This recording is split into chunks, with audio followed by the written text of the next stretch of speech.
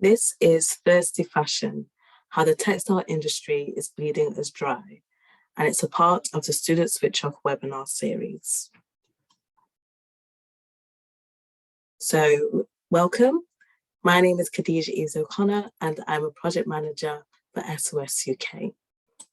So just to run through what we'll be going through in this webinar, we're doing an introduction to SOS UK and Student Switch Off, and then the next three are the titles of the webinar content. So water, we rely on it, troubled waters, water pollution and limited access to us as a result of fast fashion, and what can we do? So I'll just go through an introduction to SOS UK. So we are an educational charity and we were created in 2019. And this was in response to the climate emergency and ecological crisis. And SOS UK is a part of the NUS family, which has been at the forefront of social change since 1922. And we are working to move sustainability from being a niche subject that relatively few study to something that all students learn about. So we believe that all students should be sustainability students. We are also working to create cohort after cohort of positive, solutions-driven students who go on to make the world a more sustainable place. And also we work to shift society from an obsession with short-term profit to long-term benefit. And we aim to do this by getting more students leading on and learning about sustainability. And we aim to embed sustainability in formal education right from early years all the way through to adult learning. And we also aim to make sustainability more inclusive for everyone. So just to go through quickly, this webinar is part of Student Switch Off, which is our sustainability campaign for students. And it focuses on sustainable living and sustainable homes. And this campaign runs as a competition between residences on different university campuses. And this is to encourage and support students to live in a more sustainable way. So students can take personal action on climate and ecological crisis through taking and sharing simple actions. There are also individual prizes to be won throughout the year through our social media competitions.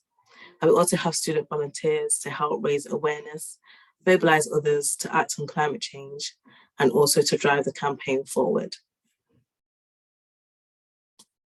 So I'll get started on the first section, which is water, we rely on it. So firstly, let's get straight to the basics. Only 3% of Earth's water is fresh water. Of that, only 1.2% can be used as drinking water. The rest is locked up in glaciers, ice caps and permafrost, or it's buried deep underground. Most of our drinking water comes from rivers and streams. The water in those rivers and streams is a lifeline of ecosystems around the world. So water ties together the major parts of the Earth's climate system: air, clouds, the ocean, lakes, vegetation, snow, and glaciers. The water cycle here shows the continuous movement of water within the Earth and the atmosphere. So just to break this down a bit more, so liquid water evaporates into water vapor, it condenses to form clouds, and then precipitates back to Earth in the form of rain and/or snow. So water in different phases moves through the atmosphere, which is called transportation. Liquid water flows across the land, which is runoff, and that goes into the ground. So that is called infiltration and percolation. And it also goes through the ground. And this is either through groundwater or through aquifers. The groundwater moves into plants, and this is a form of plant uptake. And it also evaporates from plants into the atmosphere, which is called transpiration. So all in all, we access water primarily as a result of the water cycle. So just to quickly go through what water is used for, as we all know. So it's used for drinking, primarily, domestic use, general production of goods, energy production in particular, and also for recreational purposes too. So The United Nations states that water is complex because it is linked to almost everything in the world, but complexity should not hinder understanding. Water is a precondition for human existence and for the sustainability of the planet. So all in all, we need water to survive. In fact, we only exist because of water. It sustains our daily lives. However, a significant proportion of the world's population cannot access water. Here are some really hard-hitting facts. So 785 million people lack even a basic drinking water service, including 144 million people who are dependent on surface water. Globally, at least 2 billion people use a drinking water source contaminated with feces. Contaminated water can transmit diseases such as diarrhea, cholera, dysentery, typhoid, and polio. By 2025, half of the world's population will be living in water-stressed areas. So, now that we've had a look at how much we rely on water, what we use it for, and the disturbing facts about general global water access, let's have a look at water under the lens of the textile industry. So as titled here, water is typically troubled or polluted, and also there is limited access as a result of fast fashion. Let's explore that in more detail. So firstly, fast fashion is thirsty. It is estimated that the fast fashion industry currently uses around 93 billion cubic meters of water per year, which is 4% of all freshwater extraction globally. On current trends, this amount is set to double by 2030. So here is a video, The Shocking Truth About Fashion by Stacey Dooley. From today, I think I'm going to change my way I shop. Really? Oh, yes. Oh my God!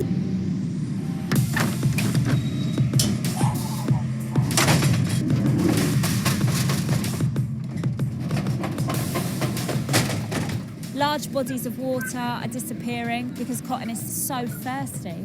Before I started travelling for this documentary, I knew almost nothing. I was fairly familiar what went down from a human perspective, the human cost, but the environmental cost, yeah, I wasn't informed at all. Hello, how are you? I'm Stacey, nice to see you. Thank you. Can we borrow you for 5 minutes? What have you been buying? My mum bought this. She bought a jacket. So show me what you've got in your bag. Ah, so a hoodie. Yeah. And is it cotton? Yep. This is 100% cotton. Brilliant, interesting. So, how much water, Johnny, do you think has gone in to grow in the cotton necessary to make this jacket? Probably about 800. 800? Yeah. 70 liters, 20, 30 liters. 20 or 30 litres? Yeah. Growing the cotton Yeah. to make that jacket Yeah. will have taken 10,330 litres of water. 4,580 litres of water. 10,800 litres of water just to grow the cotton to make that jacket. I can't believe this. Sorry, that's actual ball mine. Oh my God. It's 13 years for one person.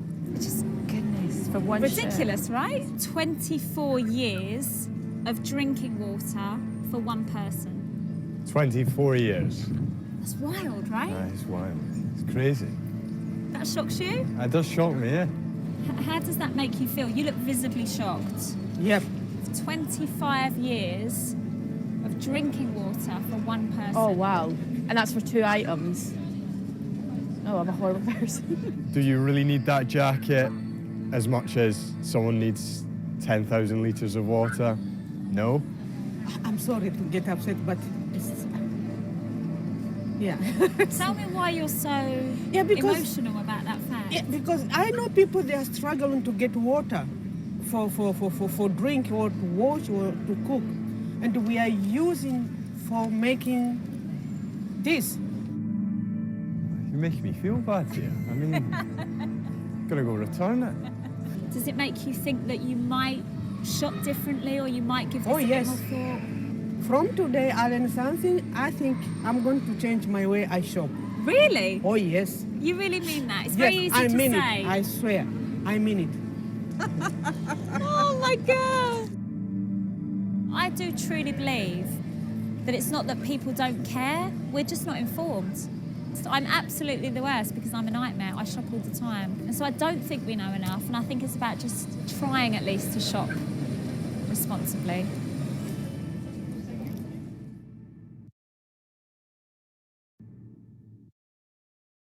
So, as we heard from Stacey Dooley's video, the fast fashion industry has an insatiable thirst for water.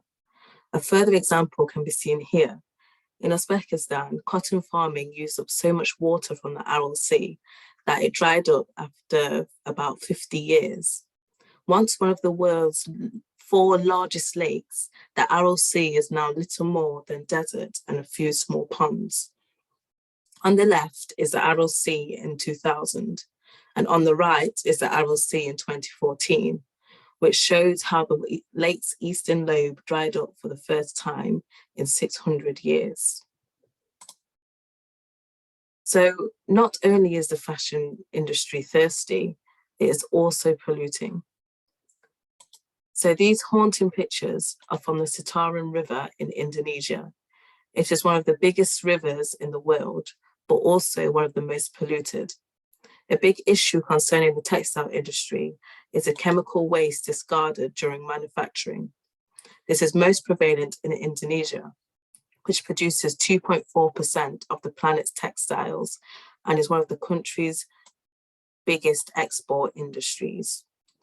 Most of the textile industries are built near the river because they need large quantities of water. So directly on the banks, there are over 1,100 factories, and they are releasing toxic chemicals such as mercury, cadmium, and arsenic into the river, the same water that locals use to bathe and wash their clothes in. Lead levels are more than 1,000 times the US Environmental Protection Agency drinking water standards, and levels of other heavy metals such as aluminium, iron, and manganese are above the international average. So many people suffer from dermatitis, contact rashes, intestinal problems, but also from delays in child development, renal failure, chronic bronchitis, and a significant incidence of tumors. So Yuan Asmawati is from the Nexus 3 Foundation, an environmental health NGO in West Java, Indonesia, and she is very concerned about what is happening in her country. She told CGTN, here in Indonesia, the clothing industry is causing a lot of environmental damage and health problems. Factories dump tons of toxic waste into the Citarum, making it one of the most polluted rivers in the world. Locals say that the textile dyes are even changing the color of the river every day. So this is similar across the world. So worldwide, fast fashion has led to significant levels of water pollution. It also causes a severe lack of access due to the industry's enormous levels of water consumption.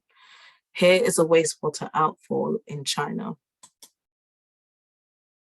Here we can see women fetching water from a dried up lake in India where the taps ran dry in June of 2019. Textile dyeing is the world's second largest polluter of water, since the water left over from the dyeing process is often dumped into ditches, streams, or rivers. The dyeing process uses enough water to fill 2 million Olympic-sized swimming pools each year. Here, the water in the ditch turns pinky red as chemicals are dumped into it from nearby factories in Bangladesh. So, after viewing the devastating impact of the textile industry on the society and the environment, what can we practically do to help the problem? So the main thing is to make conscious fashion choices. Wear why, what, and how we buy our clothes is so incredibly influential. So supply is dependent upon demand. For example, if no one demanded meat-free or gluten-free alternatives in restaurants and supermarkets, we wouldn't have any. And this is exactly the same with our fashion choices. If we all move to buying from local, more sustainable, not greenwashed brands with organic and ethically grown cotton, we will be making a significant difference. So as seen here, sustainable fashion is conscious, it's circular, it's ethical, and most importantly, it is slow. It's typically eco-friendly and green, it's vegan and cruelty-free, upcycled and recycled, and includes thrifting, swapping, and renting. So the most important thing to remember is that the most sustainable clothes are the ones you already own. Love them, own them, go shopping in your own wardrobe. But of course, understandably, there are instances when a clear out is needed. If they don't fit or they aren't your style anymore, rather than keeping, give them to charities or donate to homeless shelters who will make good use of pre-loved clothing. It's also important to be considerate of your personal water use. Follow these easy tips to reduce how much water you use around the home. So the first one is don't leave taps running. Use a washing up bowl or a plug when cleaning dishes and turn off the tap when cleaning your teeth. The next one is consider how much you're using. Cleaning vegetables and rinsing recycling does not require a full flow rate. Can you use a washing up bowl as well to do this? And report it. So sometimes a lack of facilities can create barriers to sustainability. If you notice a dripping tap, for example, then report it to a member of staff within your residence. If you have ideas about how to improve sustainability within your halls, then share these too with your resident staff team or university sustainability team. And also, if you are private renting, let your landlord know about these issues. The next one is to take the 4-minute shower challenge. Challenge yourself to keep your shower to just 4 minutes. Spending 1 minute less in the shower could save around 40 glasses of water or 10 litres. And another is to wash full loads.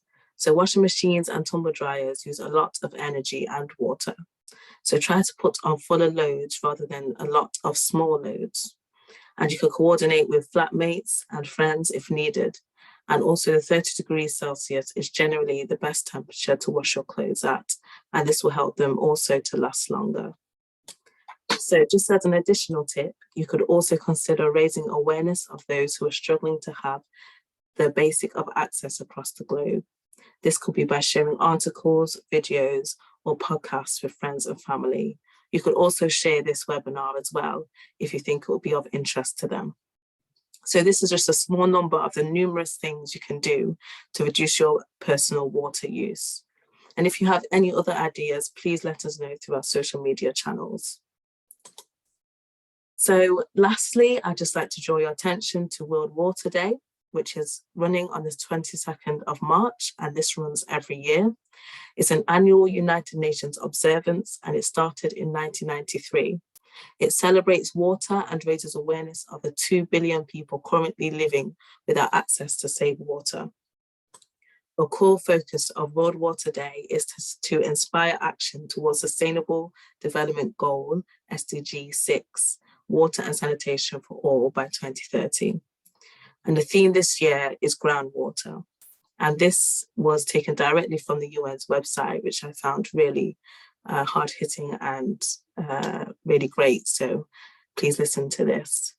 Groundwater is invisible, but its impact is visible everywhere. Out of sight, under our feet, groundwater is a hidden treasure that enriches our lives.